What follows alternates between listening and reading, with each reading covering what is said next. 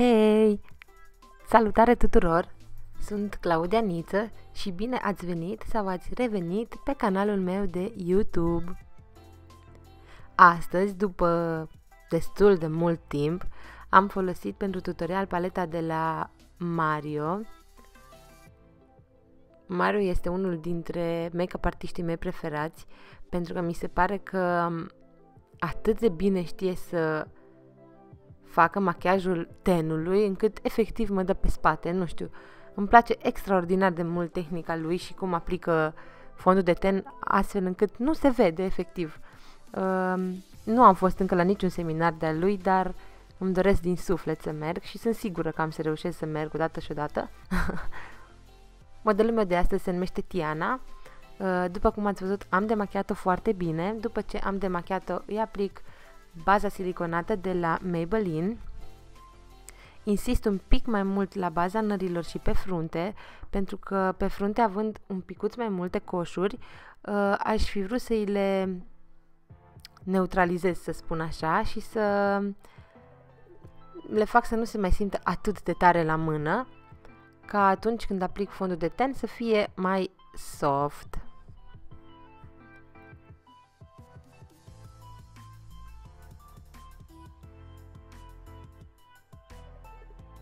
După ce am terminat cu aplicarea bazei, bineînțeles că aplic fondul de ten. Încep din centrul feței să aplic cu pensula de la Kim de Suzana Petre. Este una din pensulele mele preferate pentru aplicarea fondului de ten.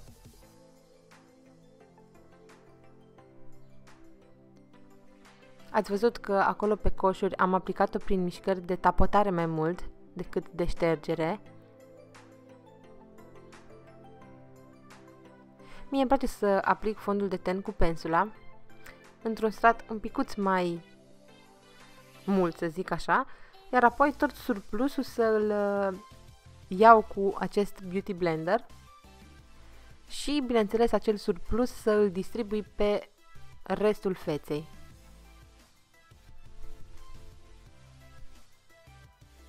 După cum se și vede. Blending, blending, blending, mult blending pe față. Mie mi-a destul de mult timp să blenduiesc pe față, așa că cred că câteodată unele cliente și modele se plictisesc, dar chiar nu am ce să fac. Trebuie să blendez bine, bine, bine, bine. De asta și vreau să vă arăt o mică parte din cât blenduiesc eu, că asta nu-i tot, pentru că nu vreau să vă plictisesc.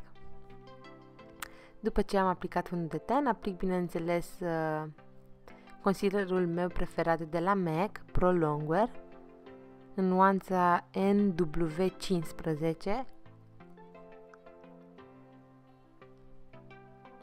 Bineînțeles, după ce am aplicat cu o pensulă, tot de la Kim de Suzana Petre, blenduiesc foarte bine pentru a nu fi mult produs sub ochi și surplusul îl absorbe Beauty Blenderul. Pentru contur cremos aleg din nou Anastasia Beverly Hills.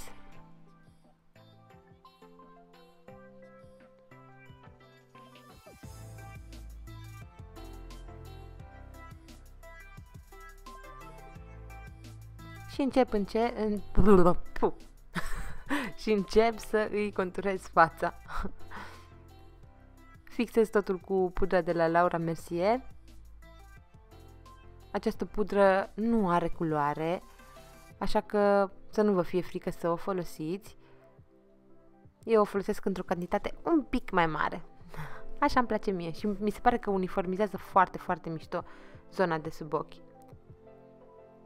Încep cu să-i aplic baza pentru ochi. Astăzi am ales gelul de la Inglot, are numărul 68.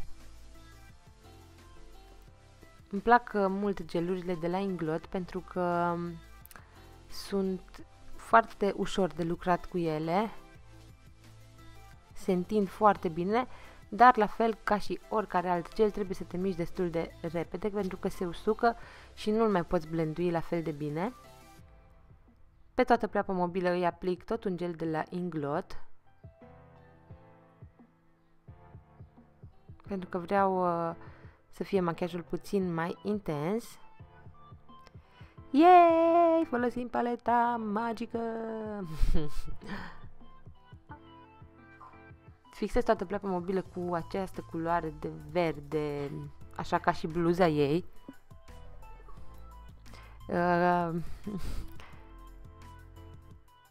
Îmi place mult acest verde, mi se pare că verdele acesta e vedeta în această paletă, chiar dacă am văzut că el lucrează destul de mult pe marouri. Cred că tocmai de asta îmi și place de el, pentru că e exact stilul de machiaj care îmi place mie. Cu o pensulă plată, bineînțeles, fixez absolut toată pleoapa mobilă cu această culoare, iar mai apoi aleg această culoare, tot din paleta lui, și încep ușor, ușor să blenduiesc marginile. Pensula este de la MAC 217. Cu o pensulă mai micuță iau următoarea culoare și la fel pornesc din colțul exterior al ochiului înspre colțul interior. Am crezut că am zis invers, de asta m-am blocat așa. I-am aplicat genele false, acum i-am aplicat bronzerul de la Illamasqua, doar că am uitat să-l arăt la cameră, dar cred că deja îl știți. Iar cu bronzerul de la MAC, Give Me Sun, încep să o duc la solar. Încep să o bronzez. Blush-ul îl aleg pe cel de la Makeup Geek. Nu mai țin minte exact denumirea, îmi pare rău. Iar pentru buze am ales de la Huda Beauty această nuanță, mi se pare că îi se potrivește foarte bine. Are un miros demențial acest ruj, toate rujurile au un miros superb. Cam acesta este machiajul de astăzi.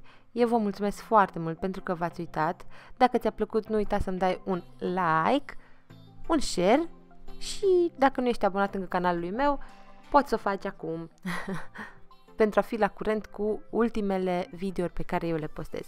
Vă mulțumesc mult și vă pup!